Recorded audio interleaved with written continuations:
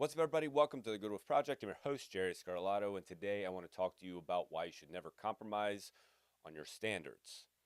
Before we jump into that, I will say that I have compromised on a standard the last couple of weeks because I have not released an episode for 2 or 3 weeks at this point. I was out of town with the family a couple weeks ago, and I started a new venture, and so I let things slip by. One of those things was recording episodes for this. I told myself I was going to record one episode a week. That is a standard that I've set, and that is a standard that I have missed.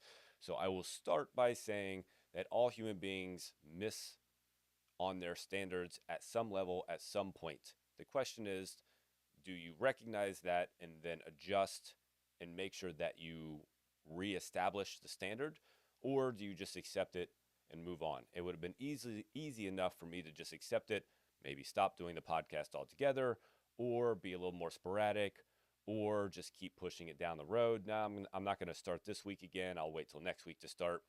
But I didn't want to do that. This is something that is important to me. This is something that I believe delivers value. And I want to make sure that I continue to grow and move forward. And in order to do that, I need to start again. I need to recognize the standard that I set when it comes to doing this podcast. And then I need to fulfill that standard. So this is me admitting that I have slipped on a standard recently, and that I am readjusting myself to make sure that I'm fulfilling that moving forward. And we all do that. We all have standards that we set, whether consciously or unconsciously. Most of them are currently set unconsciously, but we all have standards that we set that we are either currently hitting or we're missing, but we don't recognize that that's what's happening. We don't recognize that we're missing a standard, and because we have this unfulfilled feeling or this uneasiness or this unhappiness in our life, that's actually the problem, that's actually what's missing. But in order for us to understand what that is, we have to understand what a standard is. What do I talk about, or what am I talking about when I say don't compromise on your standards? The basic definition, if you look it up, there's, of course, 1,000 different definitions that you'll find, but essentially it is,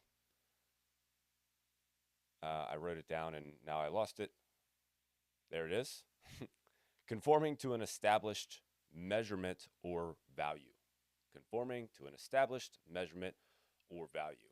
That is what most people view as the definition of standard. When I say standard, I know the first thing that I think of are standardized tests or standardized processes or standardized measurement or values, whether that's in business, whether that's in your position. There's probably a standardized system or a standardized value that you track to get things done. In school, there are standardized tests, the ACT, the SAT, and that's what a lot of people gauge their progress on, are those standardized things. But there are other definitions of standard. There is your definition of standard, which we'll get to in a second.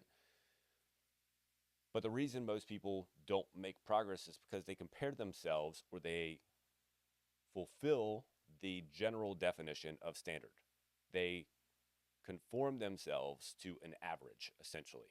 And that's all SATs and ACTs are. That's all, the standardized process or the standardized value that you have to track for your work or whatever it is. That it's just averages. It's averages that we strive to fulfill. And when you fulfill an average, guess what you get? You get an average life. You get an average outcome. You get average happiness. You get average fulfillment. You get an average relationship. You get an average everything whenever you are using an average standard as your guidepost. When you do that, that is what you get. But you have another option. You can choose your own standards. You can decide to have a standard for yourself. Another definition of standard, which I did not write down, but I'll try and spout off in some coherent way. But another definition of standard is just the bar that you set. It is what you decide is the way it needs to be. Now, that's hard because most of the world is doing the standard, the average. And since we are human beings that like to fit into other groups and we like to feel like we are part of a group and we like to go along to get along and all of that, we feel the urge to fit into the standard, to fit into the average, to fit into what everyone else is doing because we don't like to feel rejected. When we have a different standard from everybody else and we're trying to fulfill that standard, everyone else is like, hey, who the fuck are you? Like, what's happening over here? You're really weird. Why are you working so hard? Why are you doing all this shit? Why are you pushing so hard? And they work hard to make you feel bad about that standard. Now we'll talk more about that here in a little bit, but that is the way that it is. And that's why a lot of people don't like going for higher standards. They they they may have a higher standard in their head that creates a gap between where you actually are and that standard, and that gap causes uneasiness.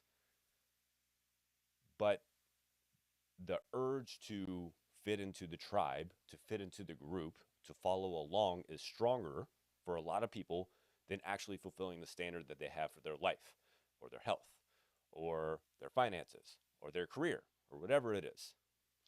So that is the major crux of the issue, is learning to separate those things, to separate the standard, the average, from your standard, from what you want, from where you want to go. And that's what we're really trying to get. So, how do we conform ourselves to average standards? How do we, on a daily basis, on a weekly basis, on a monthly basis, conform ourselves to the average, to what everyone else is doing?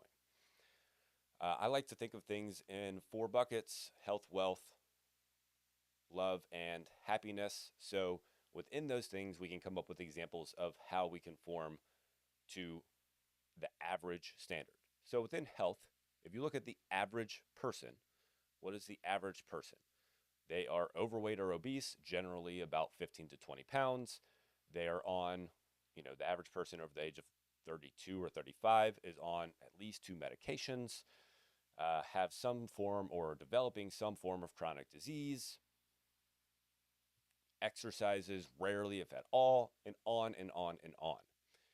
And so, whenever you go to start your own health journey, you look at everyone else and you go, well, I'm doing a little bit better than everyone else. So, if I'm doing a little bit better, then I'm doing better than, quote, the average. So, you feel slightly better because maybe you're just a little bit better than the standard. Maybe you're only 10 pounds overweight and not 15 pounds overweight. Maybe you're only on one medication instead of on two medications. So you're looking at the standard, the average, and you're going, well, I'm doing slightly better than the rest of everybody else. So you compare in that way. Also, you compare in the, well, everyone else is doing it, so why should I be any different? Everyone else is fat and out of shape. Everyone else is on medications. Everyone else is eating this kind of food. Everyone else drinks these soft drinks. Everyone else gets these, foo-foo drinks from Starbucks. So why shouldn't I do the same shit? And so we conform ourselves to the way of health on the average, and we become average. And we wonder why we're unhappy about our health. When it comes to our wealth, it's the same. Most people, the average person, trades time for money. That's what the average person does. I will give you my time for X amount of dollars back. $20 an hour, $25 an hour, whatever the number is, that part doesn't matter. We look at financial value as time for money. But if you look at the people who actually are wealthy, none of them, not none of them, but most of them do not trade time for money. Most of them are entrepreneurs or investors of some sort. Investors in real estate, investors in the stock market, investors in cryptocurrency investors in something of some form that is not trading time for money because they understand the value of using money instead of letting money use them or using your time to accumulate money because you only have so much time in the day. That's what the average person has a hard time understanding. You only have so much time in a day. So you can't ex- like you shouldn't expect yourself to suddenly become wealthy when you're constantly trading time for money. When all you have is so much time in a day. And you being the lazy human that you are, that's not a judgment, that is just a fact. Human beings on average are lazy. You being the lazy human that you are will do what's necessary within a day. You'll work 7 to 9 hours and you will not do much more than that. Even if you tell yourself, I want to make more money, so I'm going to work more hours, you'll do it for a short period of time, but then that'll be that and you'll cut back. So the average person trades time for money. The average person is broke. The average person lives paycheck to paycheck. The average person is, again, unhappy with their finances.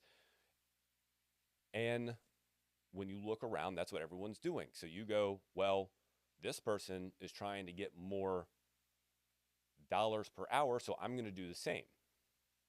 I'm going to go here and I'm going to get more dollars per hour. I can get paid more over here, more dollars per hour. I can get paid $25 an hour versus $20 an hour where I am. Great. And you, in your mind, you're making a stride toward wealth or whatever it is, which, yes, you're getting paid more, but it's the wrong question. The question is, what do the people who have higher standards on their wealth do to get there? That's a better question than how do I get paid more per hour?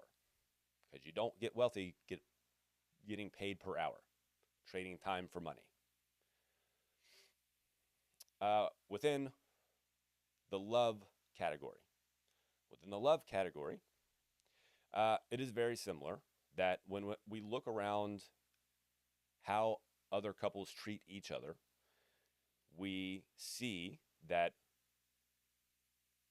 wife berates husband, husband doesn't listen, husband does stupid shit, and then gets yelled at some more. And we see this kind of interaction. So when our relationship is the same, we go, well, that's normal. So I'm going to conform to that standard. And I'm okay conforming to that standard because that's average. That's what most people are doing.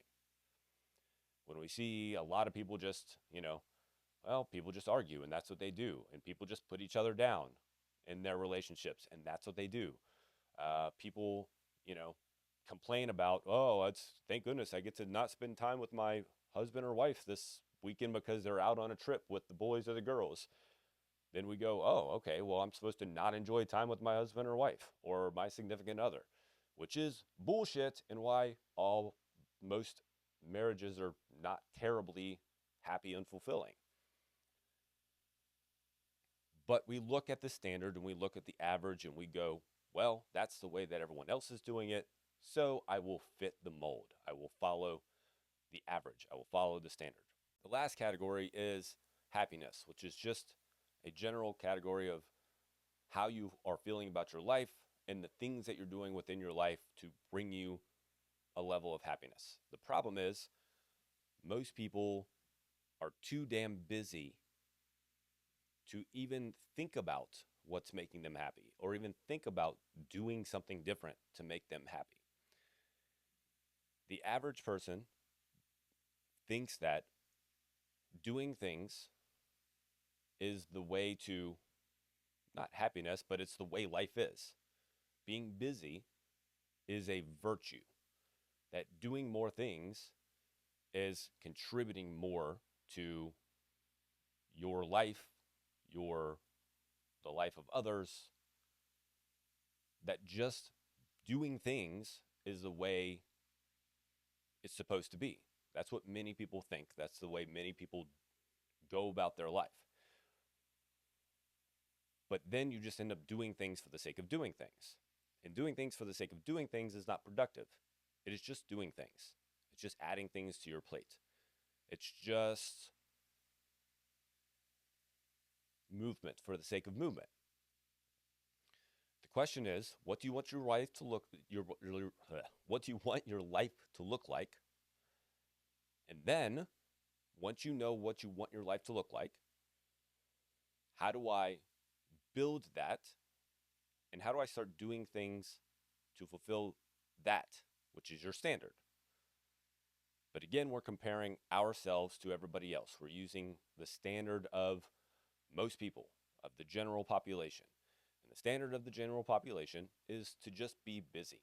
It is just to do. And we feel like we are contributing if we're just being busy and we're just doing. And yet, we most of the time are not actually building anything or contributing at the highest level possible when we're just doing, because we're not putting any thought into it. We're not putting any planning into it. We haven't set our own standard about what we actually want. And then where our focus is so scattered, your attention and your focus is so scattered when you're just doing things that you don't recognize that if you just focused on one or two things intently, purposefully, for a long period of time, that your contribution to your life, your fulfillment, and actually meeting the standards that you want in those things,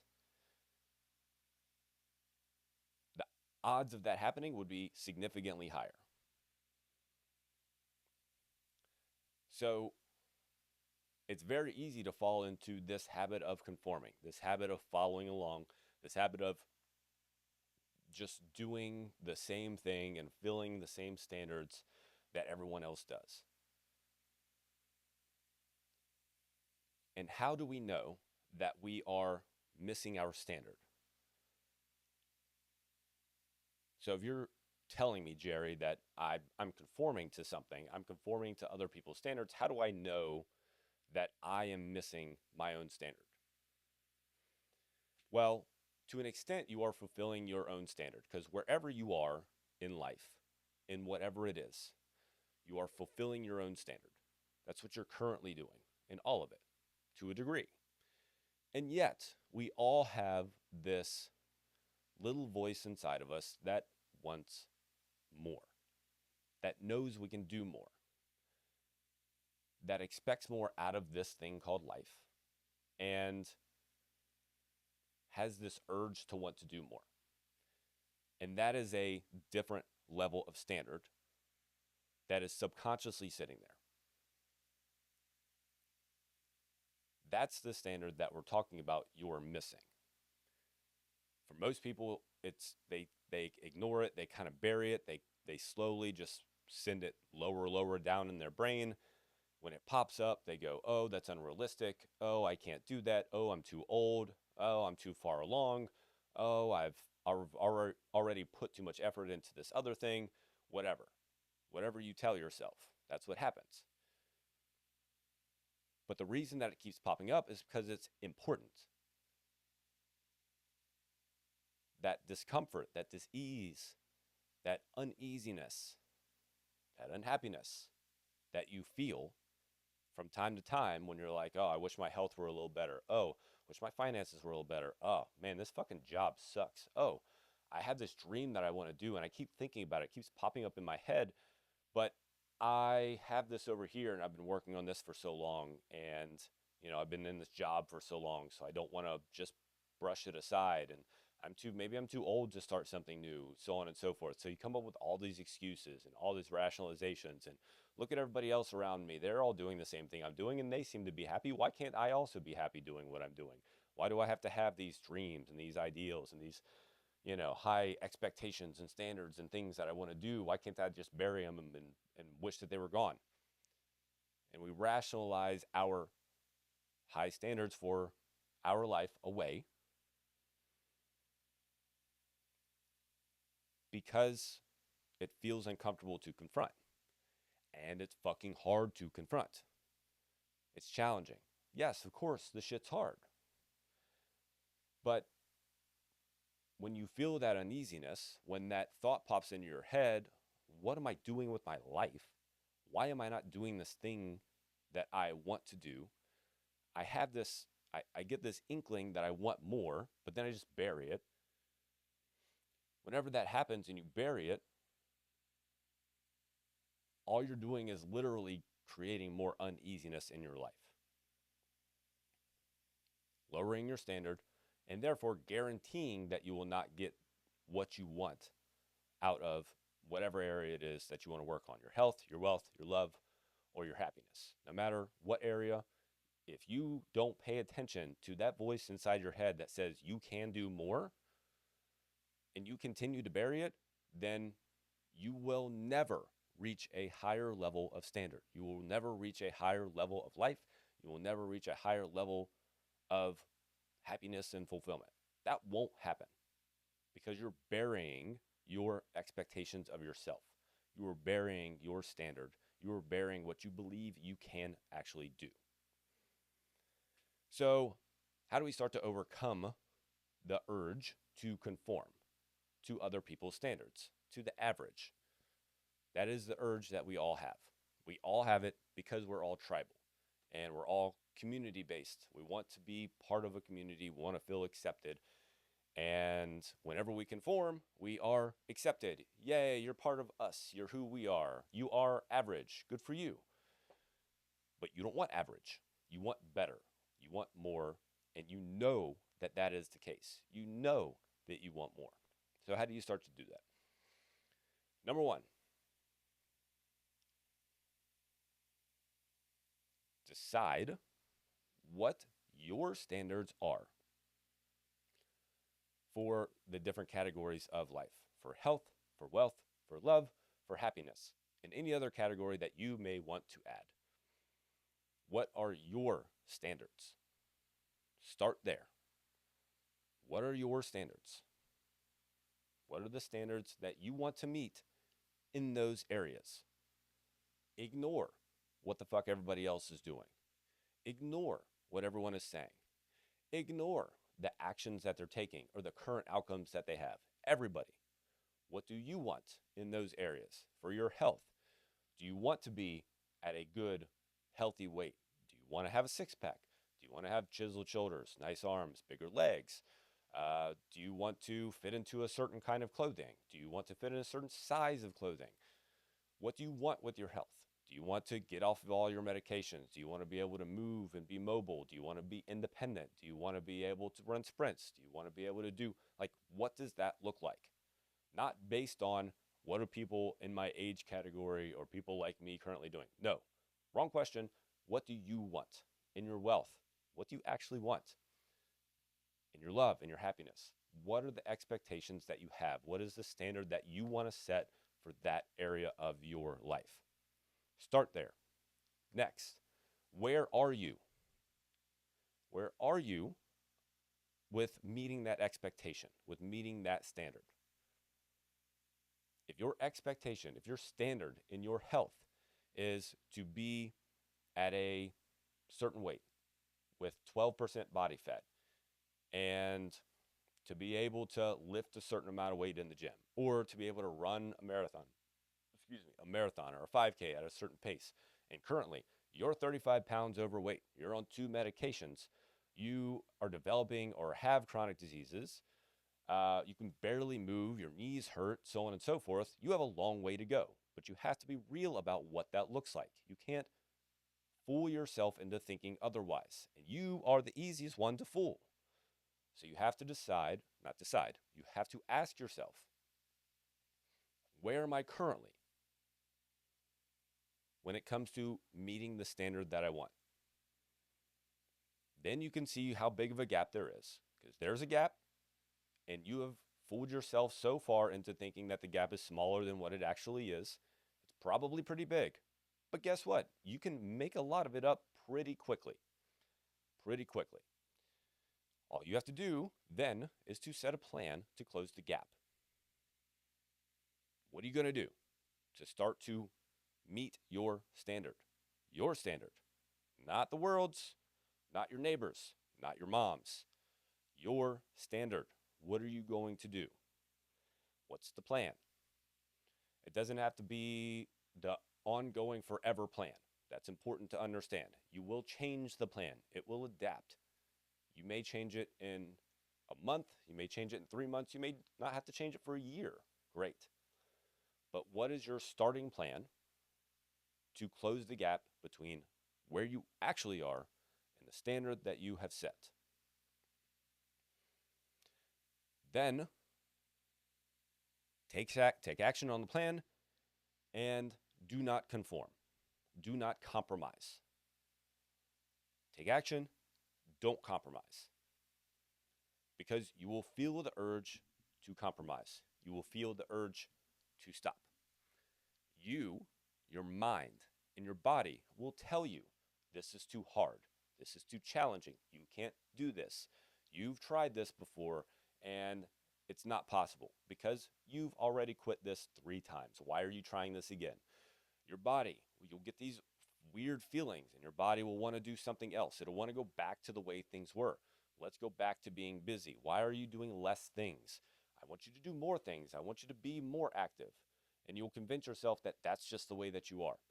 Externally, you'll get pushback. People will notice. They'll go, oh, why are you acting differently? Why are you doing things differently? Why are you taking different actions? Why are you opening a business? Why are you doing all of this? Why are you all of a sudden, why are you dressing differently? And they will push back. And they will tell you that you're wrong. And they will tell you that you can't do it. And they will tell you that you're unrealistic. And they'll tell you all of these things. People don't like different. They don't like when other people have higher standards than themselves, and they definitely don't like it when those people actually do shit to make those standards happen. So you cannot let yourself compromise on your standards, and that will be the hardest part. You will feel the urge to do so because it's hard. When I think about the biggest points of contention in any relationship that I've had, it has probably been standards because the rest of it, it's like, all right, why get upset about stupid small shit? Like, I don't see the point in getting upset about silly nonsense. I have a hard time compromising on standards. I am the type of person who has a standard and I have a hard time compromising on it. And yet, in my previous relationship, which I was in for 10 years, I let myself compromise, and then I let myself compromise some more, and then I let myself compromise some more. Because my hope was, my thought was, my belief was, which is completely idiotic, is that my wife at the time would change her standards. She would suddenly adjust hers to mine. She would suddenly start to think the way that I think and want to have the things that I have and have the standards that I want in life. And that never happened. And I shouldn't have expected it to happen because I am me and I am hard enough to make changes on. So why should I want to change anybody else? My girlfriend today, Cassie, her and I have the same standards. Our biggest point of contention in our relationship is working through the old habits that we have in dealing with our previous relationships when it comes to meeting or exceeding standards. That's the biggest part. We have the same standards. We want great life. We want good quality health. We're both in the weight room. We both push each other in the weight room. We both eat good. We both want high quality life. We both want wealth in our life. We both want happiness. We have a vision of our relationship and the way that we want it to be. And most of the time, that's the way we are. But then we have points of contention where it's like we fall back into old habits. We fall back into how we used to be doing things in a different relationship that had different standards, and we were dealing with different people. But it's hard. We literally just had a conversation the other day, and I said, look, this is why most people don't have good quality relationships because this shit is hard. Like, for us to overcome 10 years of building habits and 10 years of compromise and 10 years of living a life the way that we didn't envision it being, we still built a lot of habits and a lot of beliefs and a lot of ingrained patterns along the way that we have to overcome. And most people don't take the time to confront those things, especially with another person and especially with their spouse. So that's something that you'll have to do with yourself. That's something that you'll have to recognize with yourself, is that you'll have that tendency, you'll have that urge, you'll have that feeling to want to compromise, to want to give up, to want to stop because it's hard, because you feel the voice in the back of your head telling you certain things. You feel literally the voices around you telling you certain things and pushing back against you. And it is in the compromising that average happens, and it is in the compromising that unhappiness happens, and it is in the compromising that you don't reach the level that you want, and therefore at the end of your life, whenever that happens, you end up having significant amounts of regret because of it.